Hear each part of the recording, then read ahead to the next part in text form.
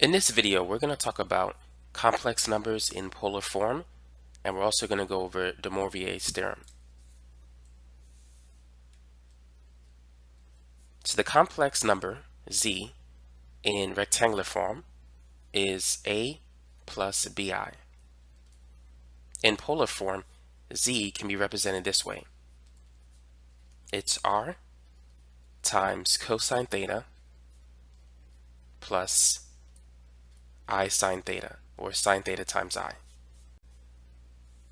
Now, to graph a complex number in rectangular form, you need to realize that the x-axis is the real axis, the y-axis is the imaginary axis. And what you'll do is you'll travel a units along the real axis and b units along the imaginary axis, and your point will be here. When plotting a complex number in polar form, you need to be focused on the circles. So this circle has an r value of 1, this second circle has an r value of 2, and this third circle has an r value of 3.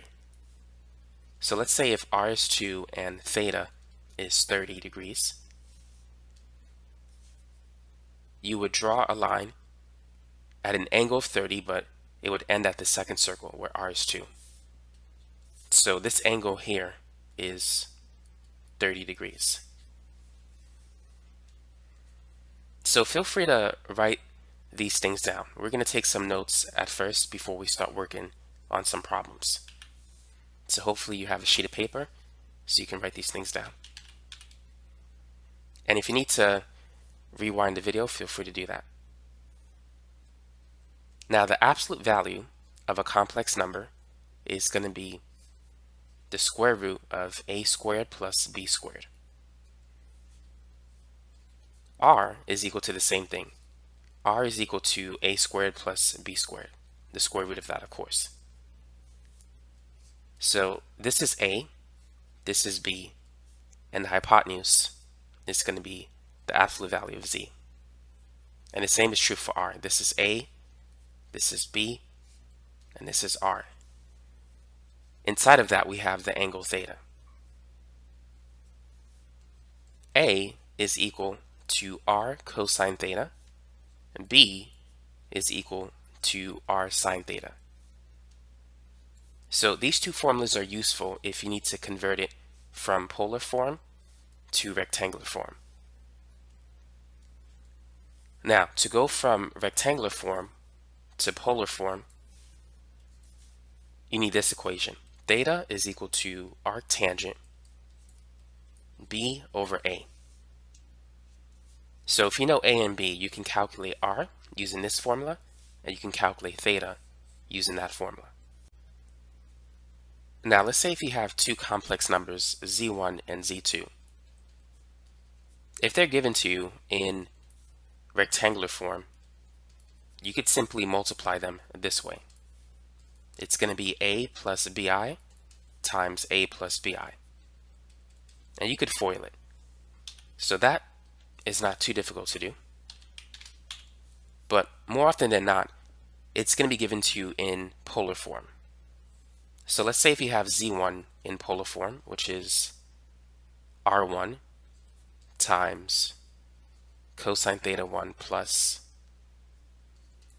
I sine theta 1, and you have z2, which is r2 cosine theta 1 plus I sine, actually this should be theta 2, and then plus I sine theta 2. The product of z1 and z2 is going to be, so what you would do is you would multiply r1 and r2, and then it's going to be cosine, and then you would add the two angles. So cosine theta 1 plus theta 2, and then plus I sine theta 1 plus theta 2. So that's how you could find the product of two complex numbers in polar form. So multiply the r values, add up the angles. Now the next thing that you need to be able to do is you need to be able to find the quotient of two complex numbers in polar form. The way you would do that, the way you would find z1 divided by z2 is first you would divide the two r values. So it's going to be r1 divided by r2, and then you need to subtract the two angles. So it's theta1 minus theta2. So this is going to be times cosine theta1 minus theta2 plus I sine theta1 minus theta2. So that's how you could find the quotient of two complex numbers. Now let's write down the formula for using de Moivre's theorem in order to find the nth power of a complex number. So here we have z in polar form, but let's say if we want to find z raised to some n power, like z squared or z to the third power. So here's what we need to do. This is basically all of this raised to the n power. So this is equal to r cosine theta plus I sine theta, all raised to the n power. So first, we're going to raise r to the n. So this is r to the n. And for the other part, we're going to multiply theta by n. So it's going to be r to the n times cosine n theta plus I sine n theta, or theta n. So that's how you could use de Moivre's theorem to find the nth power of a complex number. So all you need to do is raise r to the n and multiply the angles by n. Now let's talk about how we could use de Moivre's theorem to find complex roots. So here's the formula. Z sub k, where k is an integer, like 0, 1, 2, or 3. This is going to be the nth root of r. So rather than raising r to the n, you're raising r to the 1 over n, or the nth root of r. And then it's going to be times cosine, and this is going to be theta plus 2 pi k. By the way, instead of 2 pi k, it could be 360 degrees if you want the angle in degrees. So theta plus 2 pi k over n, and then plus I sine, and it's going to be the same thing, theta plus 2 pi k over n. So that's the formula that you need to use if you want to find the nth roots of a complex number. So now let's work on some practice problems. Let's begin with this problem. Plot each complex number. So what we're going to do is we're going to draw a graph. And let's put some marks in the graph.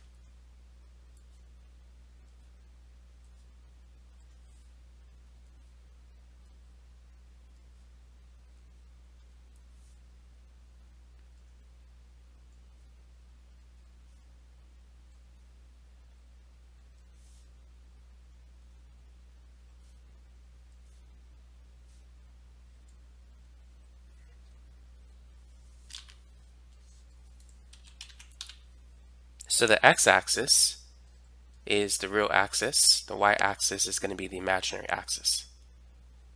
So keep in mind, z is in a plus bi form. A is the number that is basically the real number. B is associated with the imaginary number. So let's start with point A. We want to plot z is equal to 4 plus 3i. So we're going to travel 4 units along the x-axis, or the real axis, and then up 3 units along the imaginary axis. So 4 comma 3, we're going to get this point. So that's point A. Now B, so we have negative 2 minus 3i. So we're going to travel 2 units to the left, and then down 3 along the imaginary axis. So -2, -3, that's going to be right here. So that's point B. C, z is equal to 2. You could see that as 2 plus 0i because there's no number in front of I. So we're going to travel 2 units along the real axis, and since b is 0, we're not going to go up or down. So this is just going to be on the real axis. So that's point C.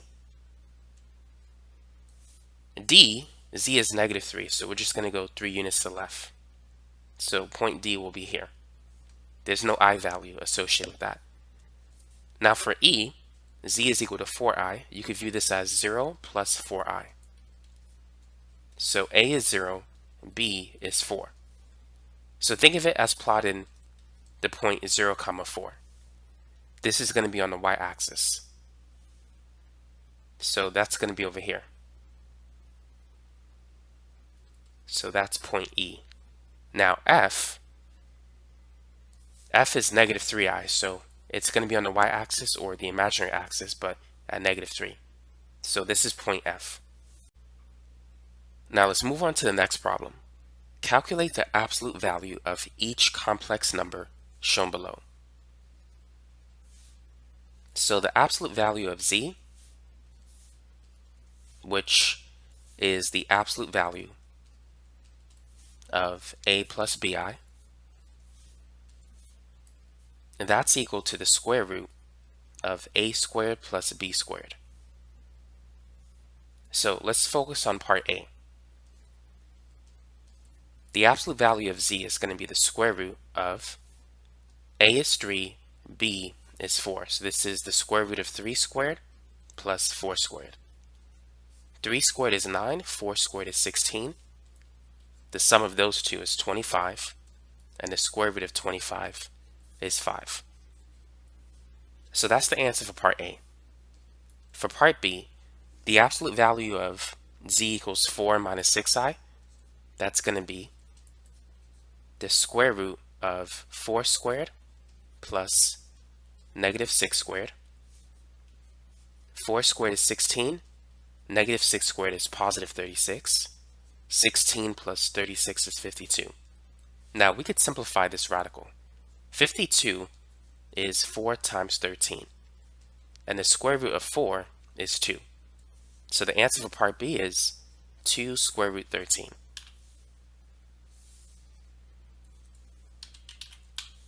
Now let's move on to part C.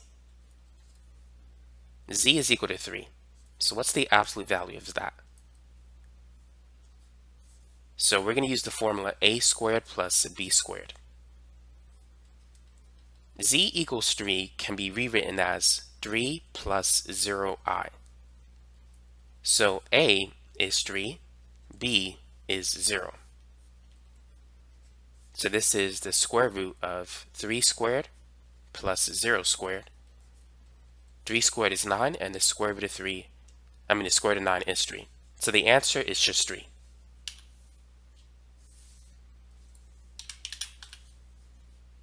Now let's move on to part D. So we have z is equal to -4. So we're going to rewrite this as -4 plus 0i. So we can see that a is -4, b is 0. So once you identify a and b, you could use the formula.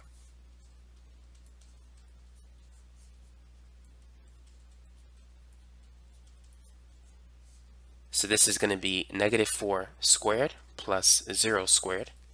-4 squared is 16, and the square root of 16 is positive 4. So whenever you're finding the absolute value of a complex number, your final answer is going to be positive. So keep that in mind. Now let's move on to part E.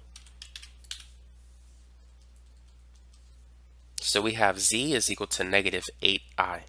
So this is 0 minus 8i. So a is 0, b is -8.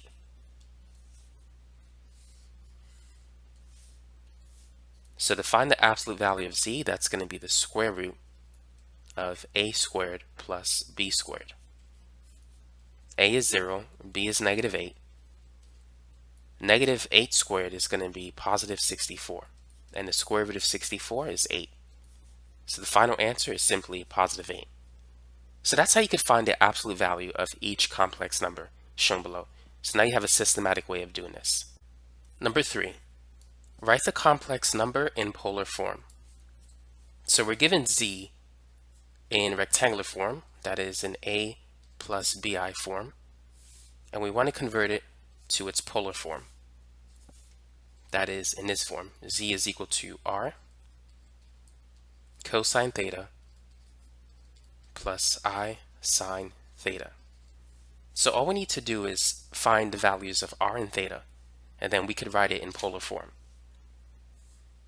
So we know that r is going to be the square root of a squared plus b squared.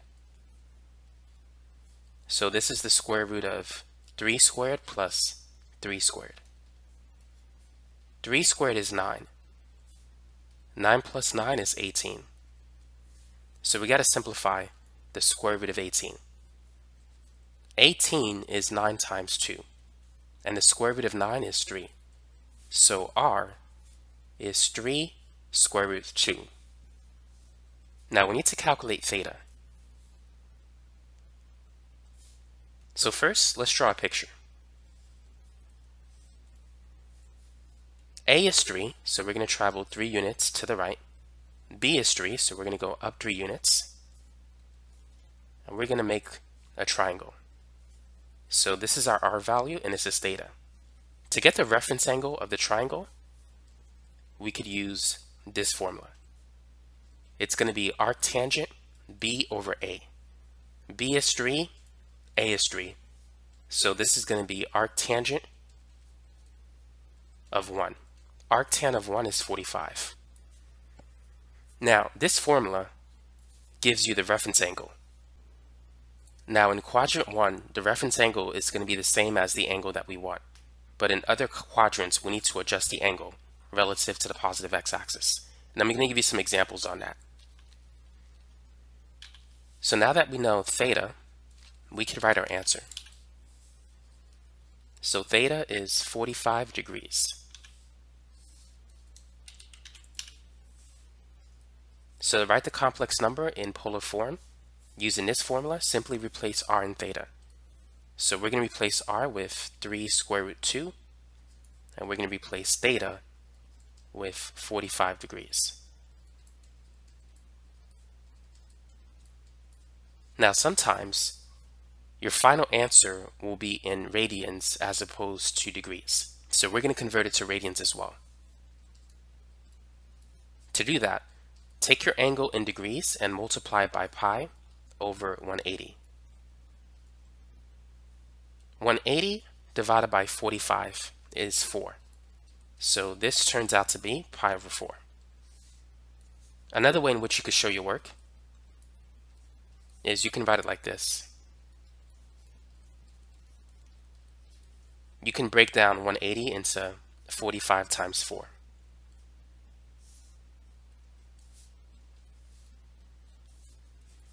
And so 45 degrees will cancel, giving you pi over 4.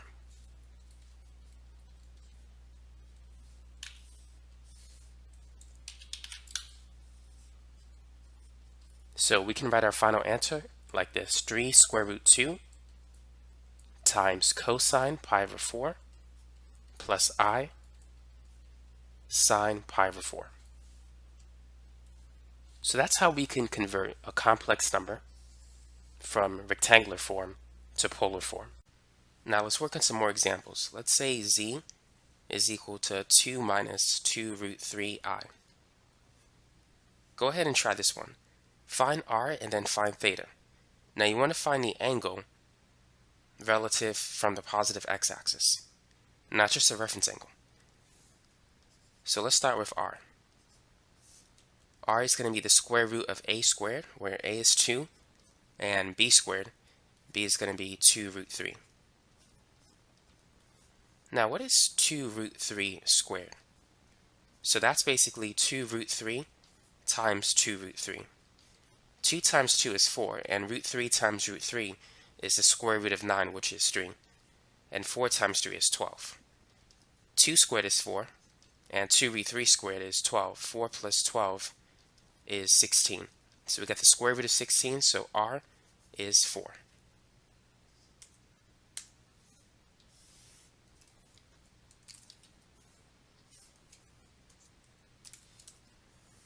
So now that we have the value of r, let's find the reference angle to begin with. To find a reference angle, which is the angle inside the triangle, when you use this equation, make sure that a and b are positive. So in this example, b, even though it's a negative 2 root 3, I'm going to use positive 2 root 3 in the equation, and a is 2. So what we're looking for is the arctangent of root 3.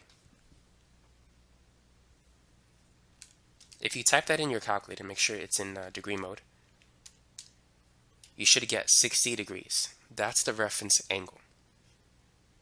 Now, z is not in quadrant 1, so the final answer is not 60 degrees. Notice that a is positive, which is directed towards the right in the positive x-axis, but b is negative. So therefore, r is in quadrant 4. So this is positive 2, and this is negative 2 root 3. Now the reference angle is the angle inside the triangle, that's 60. But we want the angle measured from the positive x-axis. So that's 360 minus 60, which is 300. That's the angle that we want to report. Now here's some notes that you may want to keep in mind. Let's say if r is in quadrant 1. To find the angle, it's the same as the reference angle. You don't need to change it. In quadrant 2, your angle has to be between 90 and 180. So the angle in quadrant 2 is 180 minus the reference angle. If r is in quadrant 3, the angle is going to be 180 plus the reference angle. And anytime r is in quadrant 4, it's going to be 360 minus the reference angle, which is what we did. 360 minus 60, and that gave us this angle, which is 300. So now we can write our final answer in polar form. So using the equation, z is equal to r cosine theta plus I sine theta. Z is going to be 4 cosine 300 plus I sine 300.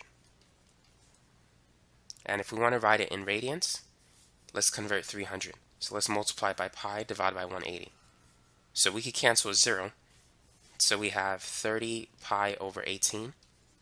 30 is basically 6 times 5. 18 is 6 times 3.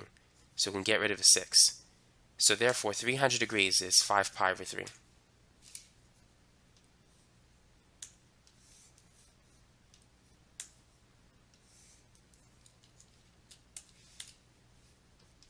So this can be written as 4 cosine 5 pi over 3 plus I sine 5 pi over 3. Here's another example that you could try. Let's say z is equal to negative 3 plus 5i. Go ahead and convert it into its polar form. Take a minute, pause the video, and try this problem. So let's start by finding r. R is the square root of a squared plus b squared. So negative 3 squared is 9, 5 squared is 25. 9 plus 25 is 34. And we can't simplify root 34 because there's no perfect square that goes into 34. All you could do is break down 34 into 2 and 17, and both of these numbers are prime numbers. So now let's find the reference angle. So it's going to be arctangent b over a, and we're just going to use the positive values of b and a. So arctan 5 divided by 3.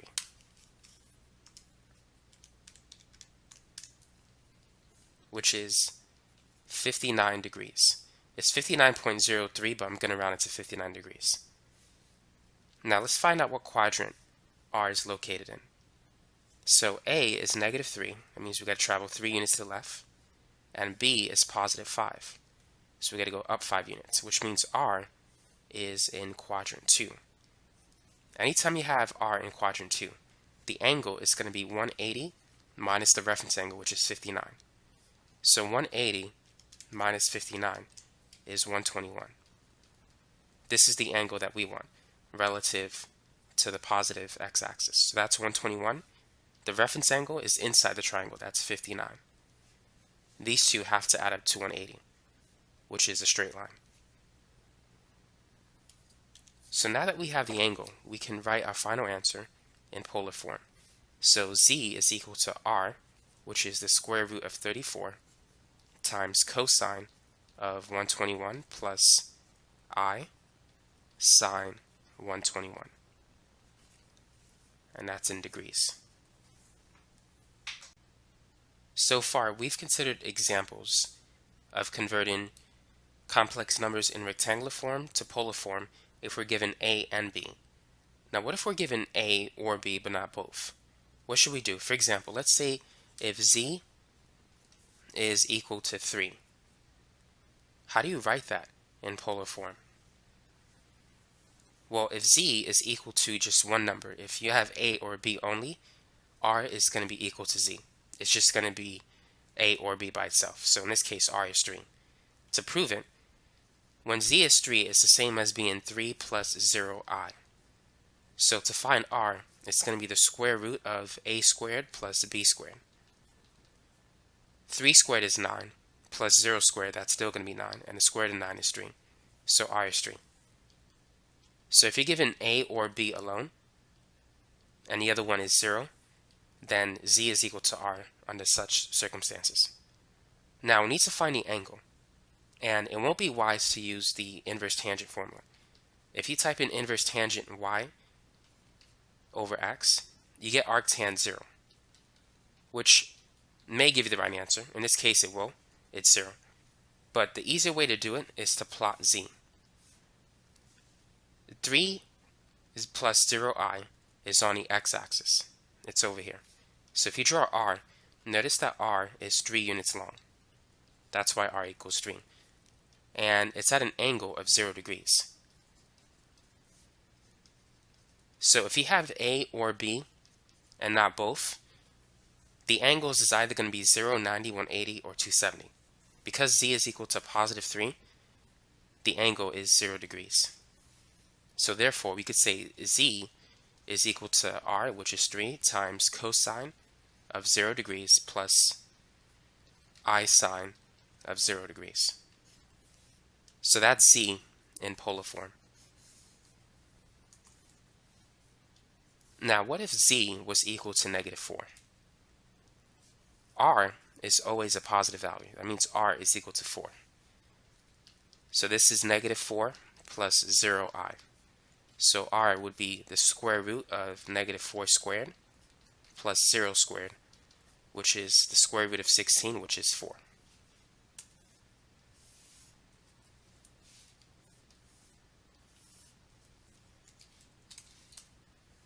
Now, if we try using the inverse tangent formula, if you type this in, you'll get 0 degrees, but the angle is not 0, because this time, if you plot it, negative 4, 0i is on the negative x-axis. It's 4 units to the left. So r is 4, as you can see, but the angle is not 0. Rather, the angle is 180, which is on the negative x-axis. So that's why this formula doesn't always work if you have a or b but not both. It's better to graph it just to make sure. So the answer for this problem is 4 cosine of 180 degrees plus I sine 180.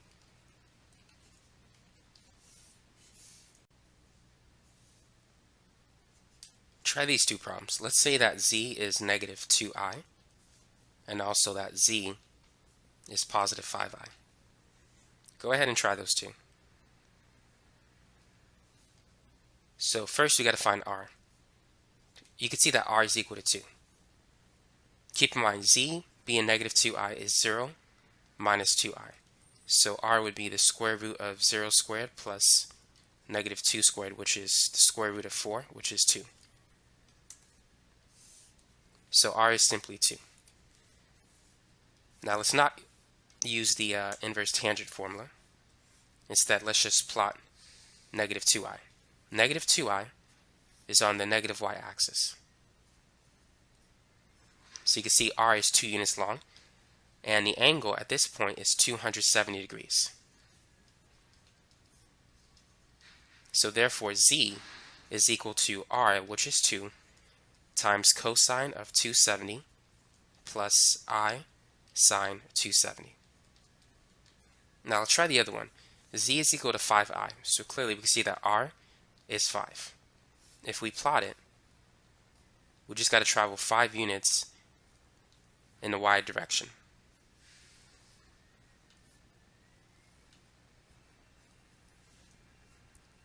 And we can see that the angle in the positive y-axis is 90. So therefore z is going to be r, which is 5, times cosine of 90 plus I sine 90. Number 4. Write the complex number in rectangular form. So let's start with the first example. All we need to do is basically plug in the numbers. Cosine of 90 degrees, if you were to type that into your calculator, you'll get 0. Sine of 90 is 1. Now all we need to do is distribute the 4.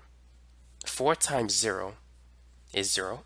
4 times 1i is simply 4i. So our final answer is z is equal to 4i.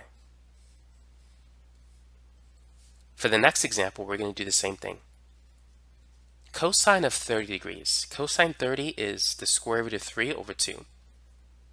Sine 30 is 1/2. So now we got to distribute the 10. So 10 times the square root of 3 over 2. We know 10 over 2 is 5. So this is going to be 5 square root 3. Half of 10 is also 5. So this is going to be 5i. And so that's all we need to do in order to convert a complex number from polar form to rectangular form. Try this one. Let's say that z is equal to 20 cosine 4 pi over 3 plus I sine 4 pi over 3. Let's convert the angle from radians to degrees. So let's multiply by 180 over pi. So pi cancels. 18 divided by 3 is 6, so 180 divided by 3 is 60. 4 times 60 is 240. Cosine 240, that's the same as cosine 60. 60 is the reference angle of 240. If you do 240 minus 180, that's 60. Cosine 60 is 1/2, so cosine 240 is also 1/2. But 240 is in quadrant 3, so cosine 240 is a negative 1/2. Sine 240, which is similar to sine 60, sine 60 is root 3 over 2, and sine 240, that's going to be negative root 3 over 2, because sine is negative in quadrant 3. Half of 20 is 10, so this is going to be negative 10 minus 10 root 3i.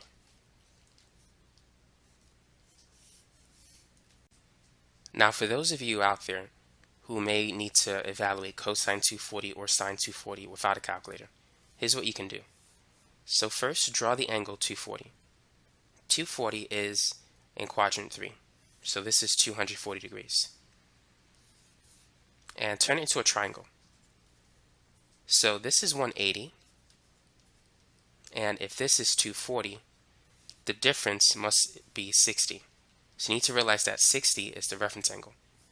To find the reference angle, and if your angle is in quadrant 3, it's going to be the angle in quadrant 3 minus 180. To find it based on the angle in quadrant 2, it's 180 minus the angle in quadrant 2. And if you have an angle in quadrant 4, it's going to be 360 minus the angle in quadrant 4. Now that we have the reference angle, we can solve it using the 30, 60, 90 reference triangle. Across the 30 is always going to be 1. Across the 60, root 3. Across the 92. So now we can evaluate sine of 60. Sine, based on SOHCAHTOA, is equal to the opposite side divided by the hypotenuse. Opposite to 60 is root 3. The hypotenuse is across the box, so that's going to be 2. So sine 60 is root 3 over 2. Now sine 240 will also be root 3 over 2. You just got to determine if it's positive or negative. Sine is associated with the y value, and y is negative in quadrant 3. So this is going to be negative root 3 over 2. Cosine 240 is similar to cosine 60. Cosine is adjacent over hypotenuse. Adjacent to 60 is 1. The hypotenuse is 2. So now we can find cosine 240. In quadrant 3, x is negative, so cosine 240 is negative. Therefore, it's negative 1/2. And so that's how you could find these values based on the 30, 60, 90 triangle. Number 5. Write the complex number in rectangular form. Round your answer to the nearest hundredth. Now with this question, we need to be a little bit careful because the angle is not in degrees. This is not 4.2 degrees. If you don't see the degree symbol, that means that the angle is in radians. So when you plug this into your calculator, make sure your calculator is in radian mode and not in degree mode. So before we plug in 4.2 into cosine and sine, let's distribute the 15 first. So this is going to be 15 cosine 4.2, and then plus 15 sine 4.2 times I. Cosine 4.2, if your calculator is in radian mode, you should get negative 0.49026. We're going to take that exact answer and multiply it by 15. So you should get negative 7.3539 and so forth. But we're going to round that to the nearest hundredth. So that's going to be negative 7.35. Sine 4.2, that's negative 0.871575. If we multiply that by 15 and round it to the nearest hundredth, that's going to be negative 13.07. So that's the complex number in rectangular form, rounded to the nearest hundredth. Number 6, find the product of the two complex numbers. Write the answer in polar form. So if you recall, to find the product of two complex numbers, we could use this formula. It's R1 times R2, and then cosine theta 1 plus theta 2 plus I sine theta 1 plus theta 2. So what we're going to do first is we're going to multiply R1 by R2. 5 times 7 is 35. Next, we're going to add up the angles. 30 plus 45 is 75. So this is going to be cosine 75 degrees plus I sine 75 degrees. So that's how you could find the two products. That's how you could find a product of two complex numbers and put it in polar form. Here's a practice problem that you could try. Let's say that Z1 is 8 cosine 60 plus I sine 60. And also that Z2 is 5 cosine 100 plus I sine 100. Go ahead and find the product of Z1 and Z2. So feel free to pause the video and work on it. So first, let's multiply 8 times 5. So that's going to be 40. Next, let's add 60 plus 100, which is going to be 160. So the answer is 40 cosine 160 plus I sine 160. Now sometimes you might have to work out this problem with an angle in radians as opposed to degrees. So let's say that C1 is 6 cosine pi over 4 plus I sine pi over 4. And that z2 is 3 cosine pi over 3 plus I sine pi over 3. So R1 times R2, 6 times 3, that's going to be 18. So let's not worry about that for now. Let's multiply, let's add pi over 4 plus pi over 3. So what we need to do is get common denominators. Let's multiply this fraction by 3 over 3 and the other one by 4 over 4. So this becomes 3 pi over 12 plus 4 pi over 12. So the sum of the two angles is 7 pi over 12. So therefore, the product of z1 and z2 is going to be 6 times 3, which is 18, and then cosine 7 pi over 12 plus I sine 7 pi over 12. Now, let's say that z1 is equal to 3 minus 4i, and z2 is 5 plus 12i. So what is the product of z1 and z2 in polar form? Now, we can multiply z1 and z2 first and then convert it to polar form, or we could convert z1 and z2 into its polar form and then multiply. For the sake of your understanding, let's do it both ways. Let's multiply the two the way it is right now. So 3 minus 4i times 5 plus 12i. 3 times 5 is 15. And 3 times 12i, that's going to be 36i. Negative 4i times 5 is negative 20i. And negative 4i times 12i is negative 48i squared. Now let's go ahead and combine like terms. 36i minus 20i is equal to positive 16i. And I squared is negative 1, so negative 48i squared is positive 48. And then we can add 15 and 48. So therefore we have 63 plus 16i. So that's the product of z1 and z2 in rectangular form. Now let's take that answer and convert it to polar form.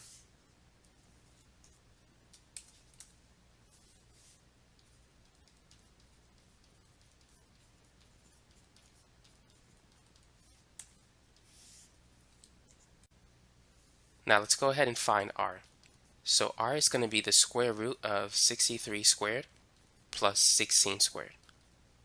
So if you type this in, 63 squared is 3,969 plus 16 squared, which is 256.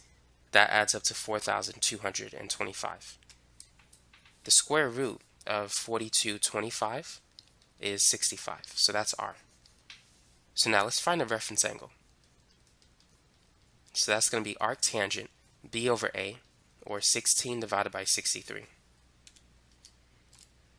Arctan of 16 over 63, that's 14.25 degrees. Now, a and b are both positive. Therefore, r is in quadrant 1, which means we need an angle between 0 and 90, and we have it, so we don't have to modify this angle. So therefore, z1 and z2 is going to be r, which is 65, times cosine of 14.25 degrees plus I sine 14.25 degrees. So remember this answer, because we're going to get the same answer using another technique.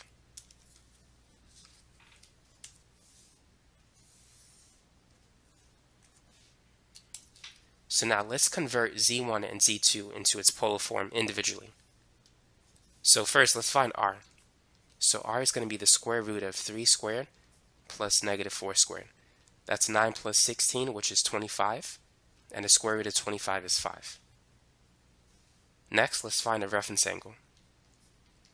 So it's going to be arctangent y over x, but let's use positive 4 and positive 3. So this is going to be 53.13. If we plot it, x is, well, a is 3, and B is -4. So therefore R is in quadrant 4 with a reference angle of 53.13. So to find the actual angle, it's going to be 360 minus the reference angle. So 360 minus 53.13, that's 306.87. Now, let's express Z1 in polar form. So keep in mind R is 5 for Z1. So it's going to be 5 cosine 306.87 plus I sine 306.87. Now let's do the same for Z2. So first let's find R. R is going to be the square root of 5 squared plus 12 squared. 5 squared is 25, 12 squared is 144. And these two add up to 169. And the square root of 169 is 13, so that's R. So now let's find the angle. So this is going to be the inverse tangent of 12 over 5.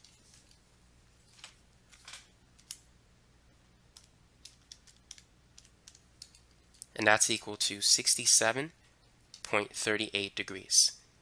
Now, A and B are both positive, so therefore the reference angle is the same as the actual angle that we need. If they're both positive, R is going to be in quadrant 1. And we have an angle that's in quadrant 1, so we don't have to change it.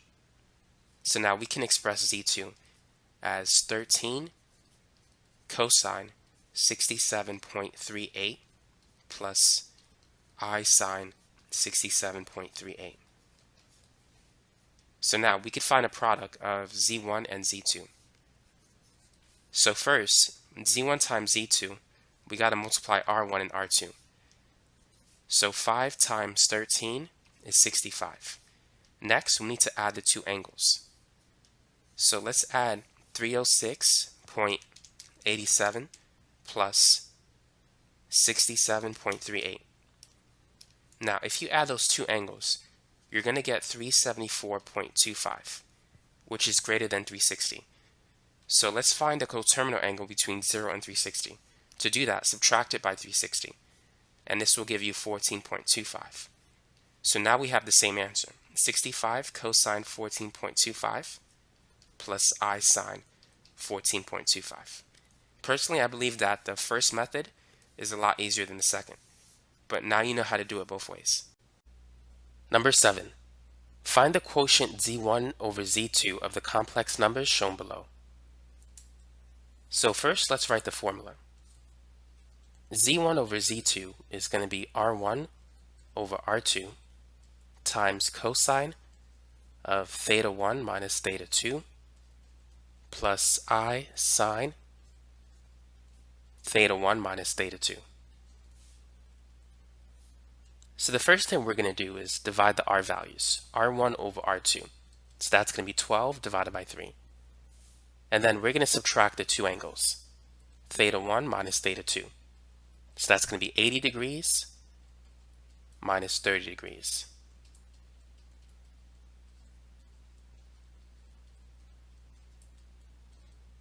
And then we could write our final answer.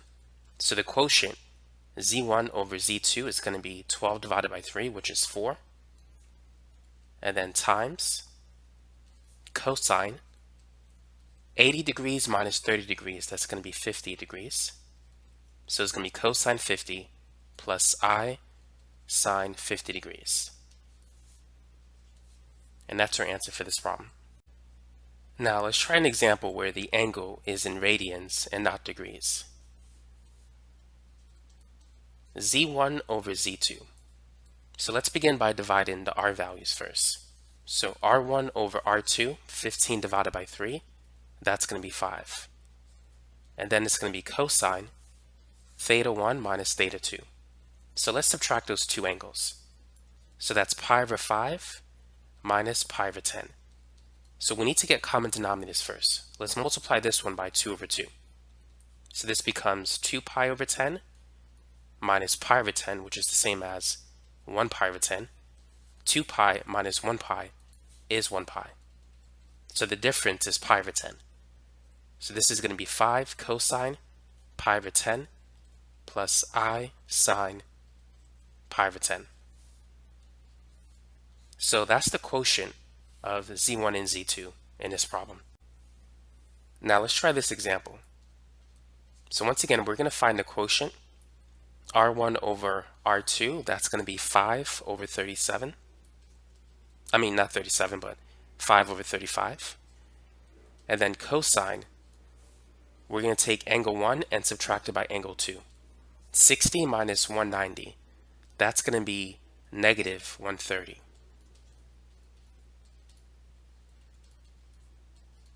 So what do we do with a negative angle? Well, before we get into that, let's simplify 5 over 35. 35 is 5 times 7. 5 is 5 times 1. So if we cancel a 5, that's going to become 1 over 7.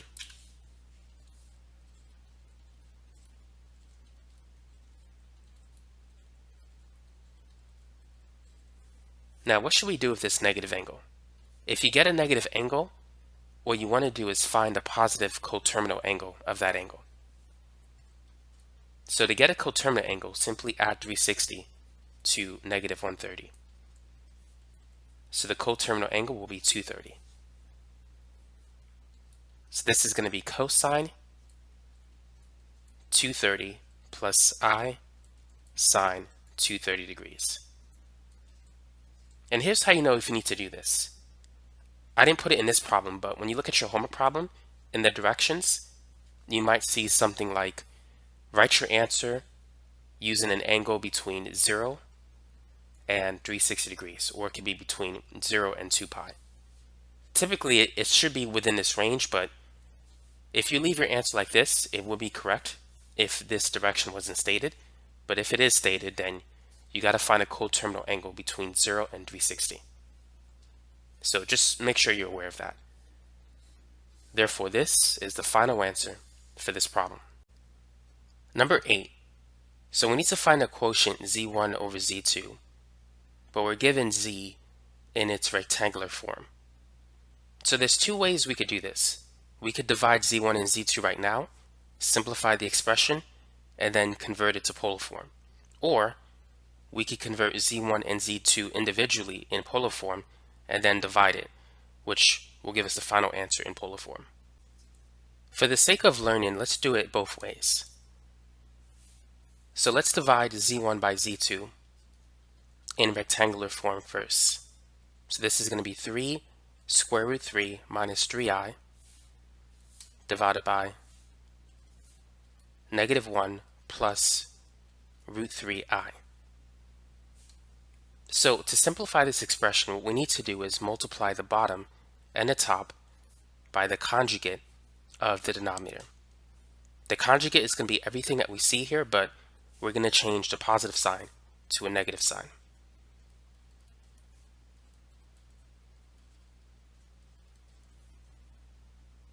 So now let's FOIL.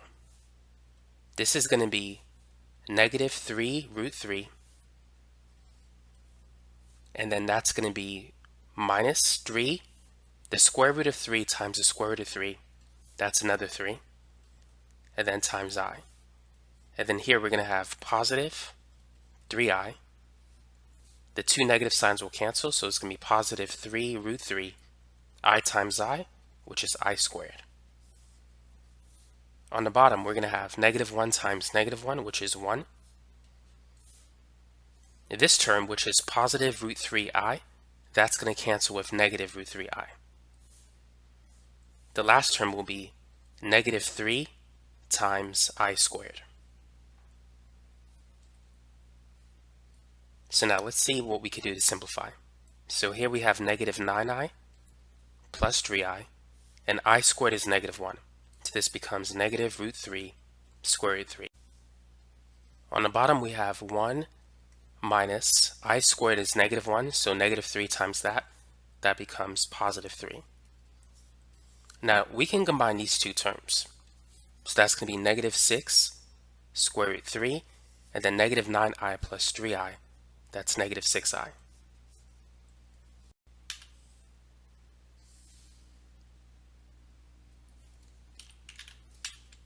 Now we can divide these three numbers by 2.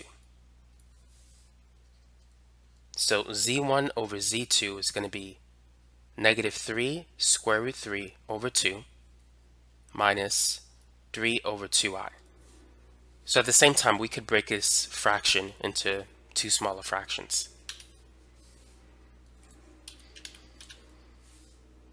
So now we have the ratio of z1 and z2 in a plus bi format. So we can go ahead and convert it into its polar form. So r is going to be the square root of negative 3 square root 3 over 2 squared plus negative 3 over 2 squared.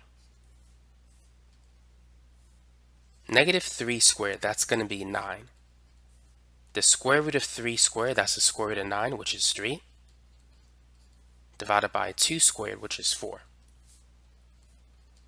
Negative 3 over 2 squared, that's going to be 9 over 4. 9 times 3 is 27. So we have 27 over 4 plus 9 over 4. 27 plus 9 is 36. And 36 divided by 4 is 9. And the square root of 9 is 3. So we get that r is equal to 3. Now the next thing that we need to find is the angle theta. But we're going to find the reference angle first. So this is going to be arctangent b over a. b is negative 3 over 2. A is negative 3 over 2, but times the square root of 3. So we could cancel negative 3 over 2. This gives us the arctangent of 1 divided by the square root of 3. And we can rationalize this if we want to. So this is arctangent square root 3 over 3. And this is equal to 30 degrees. And you could plug it in your calculator. Tangent of 30 degrees is, well, first gotta make sure it's in degree mode. Tan 30 is 0.57735, which is the square root of 3 over 3. So it helps to know the 30, 60, 90 triangle to figure this out. Now, even though the reference angle is 30, that may not be the final angle that we're looking for. So we need to adjust it. A is negative, and B is negative. So the real angle that we're looking for is in quadrant 3. So this is the reference angle 30. That's the angle inside the triangle. We want the angle measured from the positive x-axis. So it's 180 plus 30. So that will give us a combined angle of 210.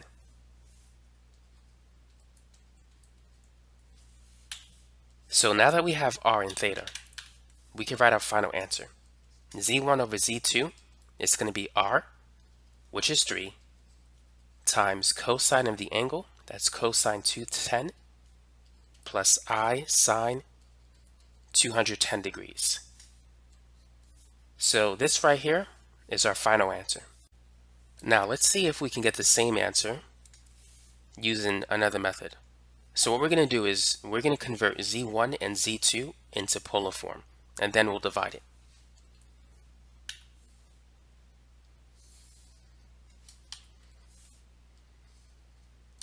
If you need to double check the answer, feel free to rewind the video. So let's convert z1 into polar form. Let's calculate r first. So this is going to be the square root of a squared. So a is 3 square root 3, and then plus b squared. B is negative 3. So 3 squared is 9. The square root of 3 squared is going to be 3, and negative 3 squared is 9 as well. So this is 27 plus 9, which is 36, and the square root of 36 is 6. So we got that r is equal to 6. Now let's find the reference angle. The reference angle is going to be arctangent b over a. B is negative 3. Well, let's use positive 3 for now so we can get the reference angle. So positive 3 for b, and a is 3 square root 3. The 3's will cancel. So once again, this is arctangent 1 over the square root of 3, which we know it to be 30 degrees. Now, A is positive, B is negative. So that's positive A, negative B, so that's in quadrant 4. Which means the angle is going to be 360 minus 30, so that's 330 degrees.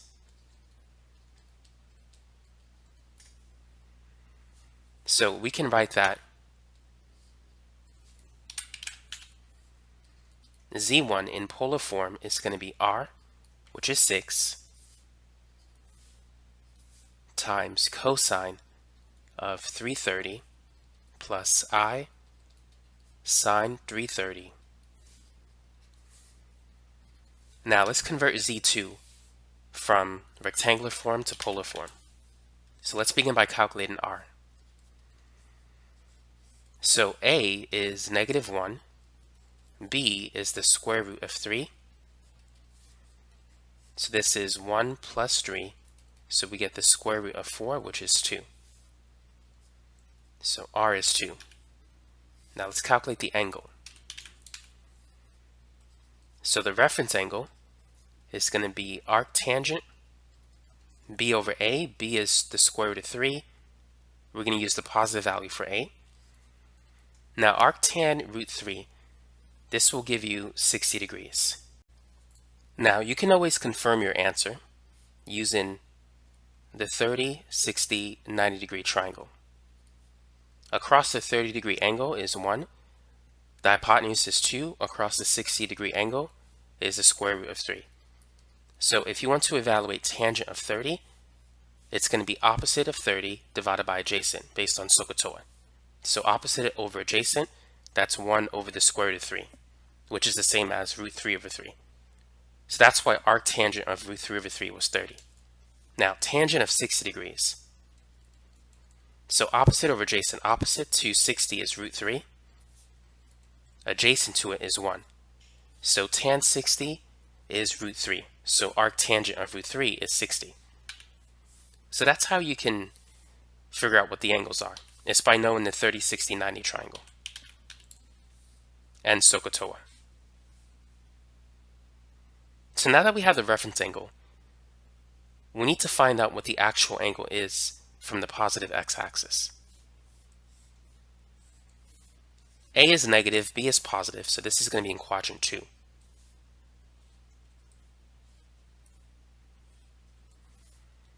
So here's our reference angle of 60. So this has to be 180 minus 60, which is 120.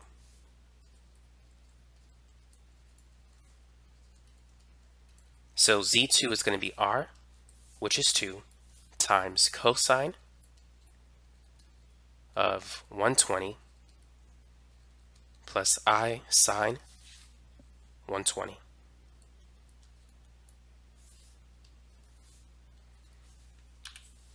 So now that we have Z1 and Z2 in polar form, we could divide them to get Z1 over Z2. So first we're going to divide the R values. 6 divided by 2 is 3. And then we're going to subtract the angles. So 330 minus 120, that's going to be 210.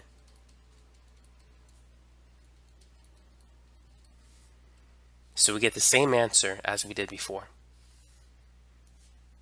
So to find the quotient Z1 over Z2, you can divide these numbers in rectangular form first, and then convert your final answer into its polar form, or you can convert Z1 and Z2 directly in polar form, and then just divide them to get the final answer in polar form.